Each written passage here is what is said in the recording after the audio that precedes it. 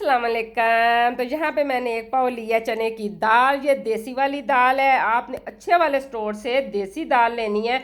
मोटे वाली दाल यहाँ पे मैंने इस्तेमाल नहीं किया। देसी दाल का टेस्ट बहुत ज़्यादा होता है।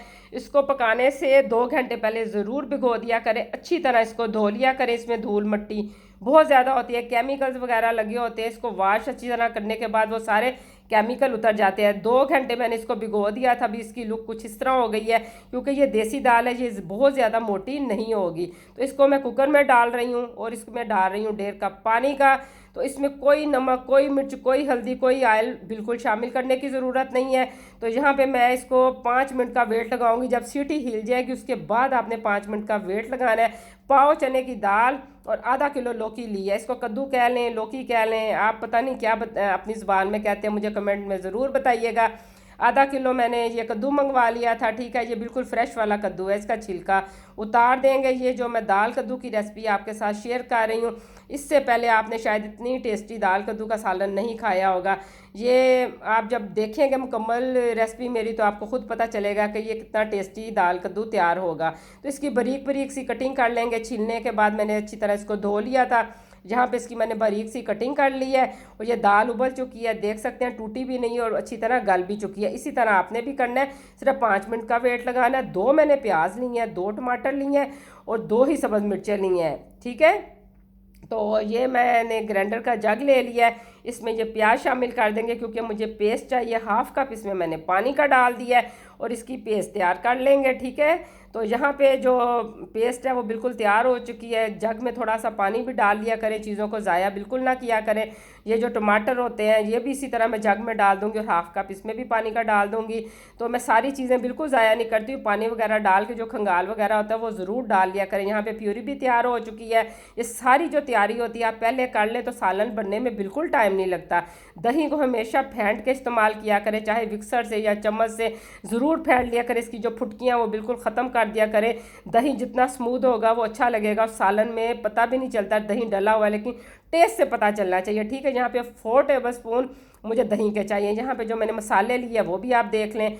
1 टेबल स्पून मैंने लिया मिक्स मसाले का और नमक लिया 1/2 टी स्पून और ये जो हल्दी है थोड़ी सी लिया 1/2 टी स्पून, सुरख मिर्च ली है, हींग लिया थोड़ी सी, थोड़ा सा नमक यहाँ पे लिया, हल्दी लिया और ज़ीरा ले लिया। ये मसाले कहाँ पे जाके इस्तेमाल होने हैं ये आप साथ साथ आप देखते जाएं।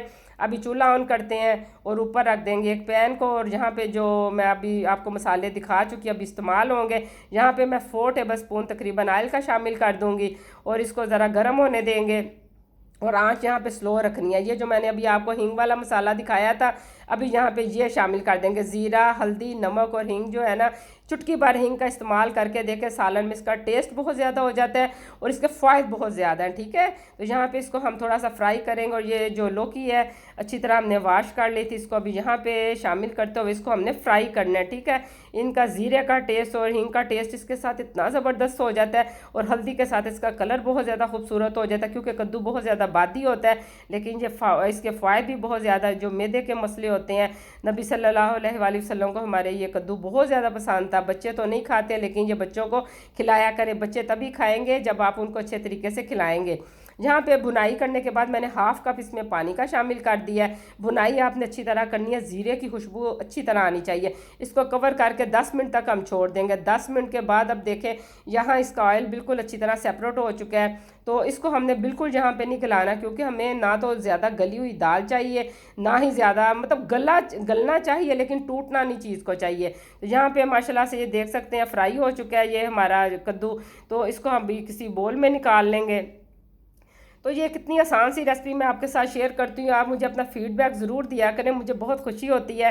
कढ़ाई में आप जो है ना 1/2 कप से ज़्यादा इसमें ऑयल का डलेगा और ये जो प्याज की पेस्ट हमने शामिल की थी ये इधर डाल देंगे और इसको भी हम फ्राई करना शुरू कर देंगे। ठीक है, इसको फ्राई आपने ज़्यादा देर करना है क्योंकि ये प्याज जो है ना थोड़ा टाइम ज़्यादा लेता है। मुझे तकरीबन 20 मिनट लगे थे और यहाँ पे 20 मिनट जब फ्राई होने के बाद मैंने 1 टेबल स्पून अदरक और लहसुन की पेस्ट यहाँ पे शामिल कर दी है। इसको भी हमने 2 मिनट तक साथ फ्राई कर लेना है, क्योंकि इसका वो जो लहसुन की एक ख़ास स्मेल होती है वो ख़त्म होनी चाहिए।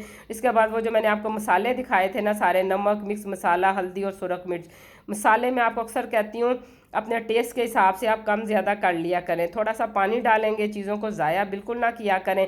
यहाँ पे देखें माशाल्लाह से इसका कलर मसाले का कितना ज़बरदस्त हो चुका है। तो आप कोशिश किया करें कि वीडियो को मुकम्मल वॉच किया करें ताकि आपको पता चले कौन सी चीज़ मैंने कहाँ पे डाली है। यहाँ पे अब मैंने टमाटर शामिल कर दिए हैं और इसको कवर करके छोड़ देंगे 5 मिनट के लिए। 5 मिनट के बाद जब मैंने कवर उठाया तो उसकी लुक कुछ इस तरह हो चुकी है माशाल्लाह से। ग्रेवी आप देख सकते हैं, बिल्कुल कौरमे वाली ग्रेवी हमने तैयार की है। दही के साथ इसका टेस्ट और भी बढ़ जाता है।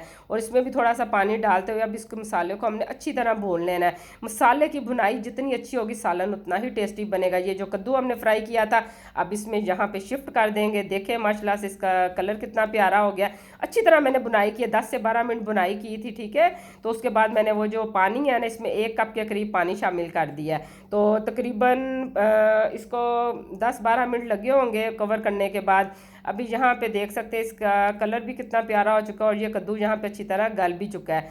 देख सकते हैं ना माशाल्लाह से दाल पहले ही गली हुई है। तो यहाँ पे अभी दाल भी शामिल कर देंगे और यकीन माने इसकी खुशबू इतनी प्यारी है। तो ये रेसिपी आपको कैसी लग रही है? और माशाल्लाह से आजकल आपके जो कमेंट्स आ रहे हैं बहुत प्यारे आ रहे हैं, मुझे बहुत खुशी होती है। अल्लाह पाक आपको जज़ा दे। जो कमेंट करता है। हाफ़ कप जहाँ पे मैंने पानी का डाल दिया इसको फिर छोड़ देंगे ज़रा कवर करके। जो कवर करके जो होता है ना चीज़ में फ्लेवर बहुत अच्छी तरह आ जाता है, इसकी खुशबू भी अच्छी हो जाती है। यहाँ पे मैं इसमें जो कल मैंने अचार गोश्त बनाया था उसके साथ मेरे साथ अचारी मसाला था, मैंने यहाँ पे ये भी शामिल कर दिया। इसके साथ टेस्ट और ज़्यादा बढ़ जाएगा। इसको आप अचारी दाल गोश्त दाल गोश्त कह रही हूँ, दाल कद्दू भी कह सकते हैं, ठीक है।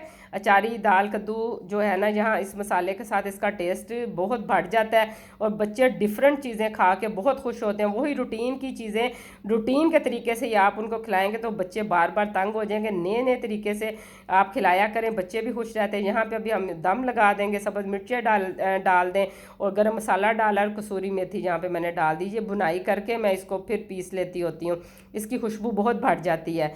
और यहाँ पे इसको कवर कर दे, 10 मिनट का दम लगा देंगे। 10 मिनट के बाद ये देखें माशाल्लाह से अब चूल्हा जहाँ पे मैं बंद कर रही हूँ इसकी फाइनल लुक आप देख सकते हैं। माशाल्लाह से ये बहुत ज़बरदस्त बना है। आपने ट्राई ज़रूर करना है और मुझे अपना फीडबैक दिया करें, मुझे बड़ी खुशी होती है। और आप कहाँ कहाँ से मेरी वीडियो वॉच करते हैं मुझे ये भी बताया करें। अब यहाँ पे ये अब मैंने डिश आउट आपको करके दिखाया है और मैं आपके कमेंट्स का वेट करूँगी। इंशाल्लाह आपके साथ अगली वीडियो में अगली रेसिपी में मुलाकात होगी। दुआओं में मुझे फिर याद रखा करें। अल्लाह पाक आप सबको मेरे समेत मदीने की ज़ियारत कराए। अल्लाह पाक आप सब के दस्तरख्वान हरे भरे रखे। दुआओं में याद रखें। फिर मुझे अल्लाह हाफिज़।